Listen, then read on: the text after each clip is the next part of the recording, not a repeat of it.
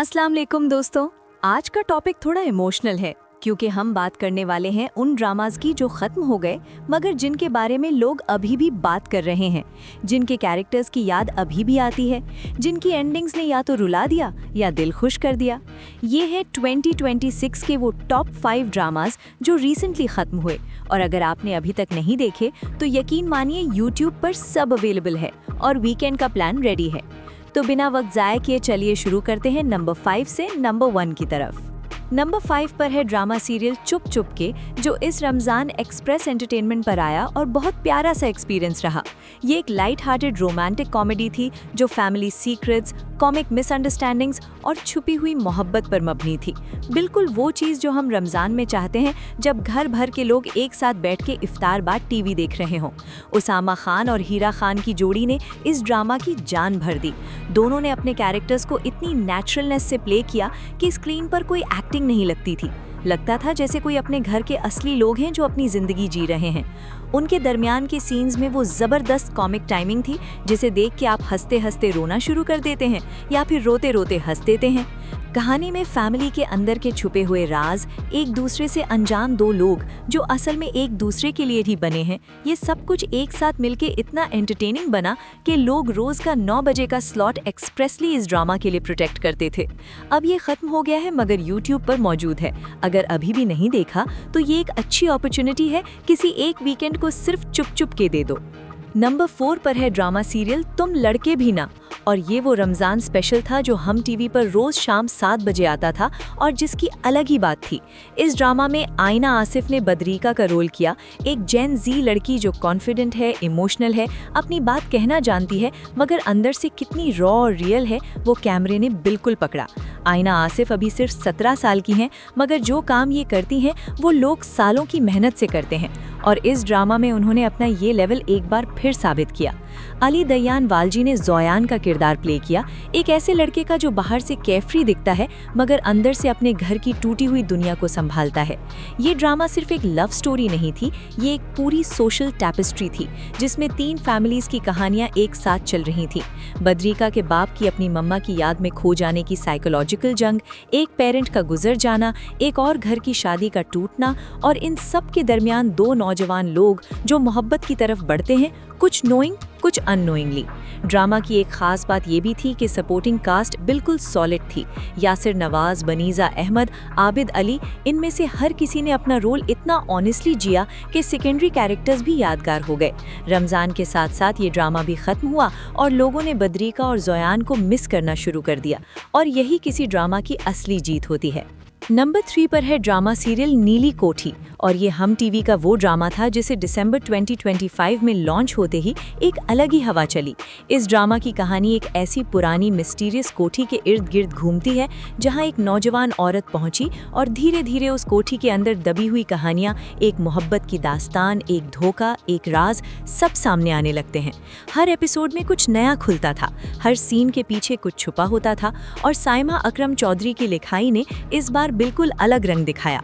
वो जो आम तौर पर फैमिली कॉमेडीज लिखती हैं, इस बार उन्होंने मिस्ट्री और इमोशनल डेप्थ को इतनी खूबसूरती से मिला दिया कि लोग कहते थे कि ये साइमा अकरम की बेस्ट वर्क है।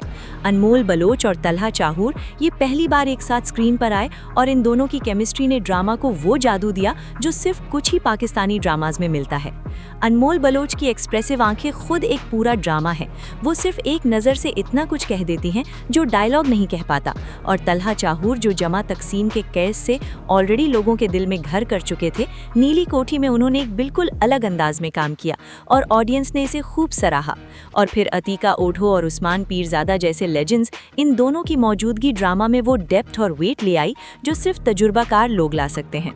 हम टीवी पर मंडे ट्यूसडे 8 बजे आने वाला ये ड्रामा अब खत्म हो गया है, मगर जो लोग नीली कोठी से गुजरे हैं वो जानते हैं कि वो कोठी की दीवारें उन्हें अभी भी याद आती हैं। नंबर 2 पर है ड्रामा सीरियल देख जरा प्यार से, और बात करें रमज़ान 2026 की तो इस ड्रामा का नाम आए बिना ये पूरी बात अधूरी है। हम टीवी पर रोज रात 9 बजे आने वाला ये ड्रामा साइमा अकरम चौधरी ने लिखा था, और जब सुनो चंदा और चुपके चुपके वाली राइटर रमज़ान ड्रामा बनाए तो रिजल्ट्स का अंदाज़ा लगाना मुश्किल नहीं होता। लेकिन इस बार साइमा ने कुछ अलग किया। उन्होंने अपना यूजुअल कॉमिक फॉर्मूला छोड़ा और एक ऐसी कहानी लिखी जो फनी भी थी, इमोशनल भी, और अंदर से गहरा दर्द भी भी रखती थी। रुमेला, जो यमुना जैदी ने प्ले की, एक ऐसी लड़की है जो ब्रोकन फैमिली से आती है, जिसे मोहब्बत से डर लगता है, मगर दादा के वादे की वजह से वो उसकी मर्जी के लड़के से शादी करने को तैयार है, बिना जाने कि वो लड़का जोरेज है जो पहले से ही उससे मोहब्बत करने लगा है। हमजा सुहेल ने जोरेज को इतना जेन्युइन, इतना वार्म, इतना हार्टफेल्ट बनाया कि लोग डायरेक्टली उनका नाम ले लेके कहते थे कि ऐसा लड़का रियल लाइफ में होता क्यों नहीं। यमुना जैदी का कॉमिक टाइमिंग, ये चीज़ सिर्फ यमुना के पास है। वो एक ही फ्रेम में आपको रुलाती भी है और हंसा भी देती हैं। और फिर बुशरा अंसारी और अरशद महमूद, ये दोनों जिस ड्रामा में भी आते हैं वो ड्रामा कुछ और ही हो जाता है। पहले एपिसोड में ही एक वाह जली कैमियो ने भी फैंस को सरप्राइज कर दिया।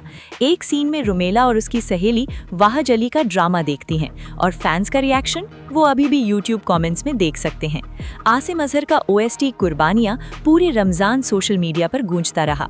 रमज़ान के साथ साथ देख ज़रा प्यार से भी ख़त्म हुआ, मगर रुमेला और जोरेज की यादें गए रमज़ान की तरह दिल में बसी हुई हैं। और नंबर 1 पर है ड्रामा सीरियल मेरी जिंदगी है तू, ARY डिजिटल का वो ब्लॉकबस्टर जो सिर्फ पाकिस्तान में नहीं बल्कि इंडिया में भी 1 बिलियन से ज़्यादा यूट्यूब व्यूज़ ले गया, और जो 22 मार्च 2026 को ख़त्म हुआ, बिल्कुल दूसरे दिन ईद उल फित्र पर। आयरा हामिर और बिलाल अब्बास खान, ये कॉम्बिनेशन सुनने से ही एक्साइटमेंट होती थी, और जब ड्रामा आया तो एक्सपेक्टेशन से कहीं ज़्यादा दिया। आयरा जो एक डॉक्टर है और कामयार जो एक कॉम्प्लिकेटेड मजबूरी ज़दा इंसान है, का रिश्ता देखना एक एक्सपीरियंस था। इन दोनों के दरमियान आई गलत फहमियाँ, कामयार का ईगो, आयरा का दर्द, उनका अलग होना, और फिर वो एंटी क्लाइमैक्स जब लगता है ये सब खत्म हो जाएगा, और फिर फिनाले में कामयार का थेरेपी लेना, अपनी गलतियाँ कबूल करना और आयरा का उसके पास वापस आना, ये सब इतना इमोशनल था कि लोगों ने सोशल मीडिया पर रोने की वीडियोस बना दी। आयरा ने फिनाले के बाद इंस्टाग्राम पर लिखा, सफ़र कठिन था पर मंजिल प्यारी, और ये लाइन लोगों के दिल में उतर गई। आसिम अजहर ने इस खुशी में OST का एक हैप्पी वर्जन भी रिलीज कर दिया, और ये वो चीज़ थी जो इस ड्रामा की परफेक्ट एंडिंग की निशानी थी। कामयार और आयरा की लव स्टोरी ने इन लोगों को हिला के रख दिया जो पाकिस्तानी ड्रामाज नहीं भी देखते थे, और यही किसी ड्रामा की कामयाबी होती है। तो ये थे 2026 के वो 5 ड्रामास जो स्क्रीन से तो गए मगर दिलों से नहीं गए। आपने इनमें से कौन सा देखा? कौन सा आपका सबसे पसंदीदा था? कौन से ड्रामा की एंडिंग ने रुलाया और कौन से ने दिल खुश कर दिया? और सबसे इम्पोर्टेंट, कौन सा ऐसा था जो मिस हो गया और अब सोच के अफसोस हो रहा है? कमेंट सेक्शन बिल्कुल खुला है। सीरियसली, ये सिर्फ एक फॉर्मेलिटी नहीं, हम वाकई पढ़ते हैं आपकी बातें और बहुत एंजॉय करते हैं। कई बार तो आपके कमेंट से हमें आइडियाज़ मिलते हैं अगले वीडियोस के लिए, तो लिखना ज़रूर। और अगर आप चाहते हैं कि हम ऐसी ही और वीडियोस लेके आएँ, ऑनेस्ट रिव्यूज़, फुल डिटेल, बिना किसी बोरिंग फिलर के, तो चैनल को सब्सक्राइब करना बिल्कुल मत भूलिए और बेल आइकन भी दबा दीजिए ताकि कोई वीडियो मिस ना हो।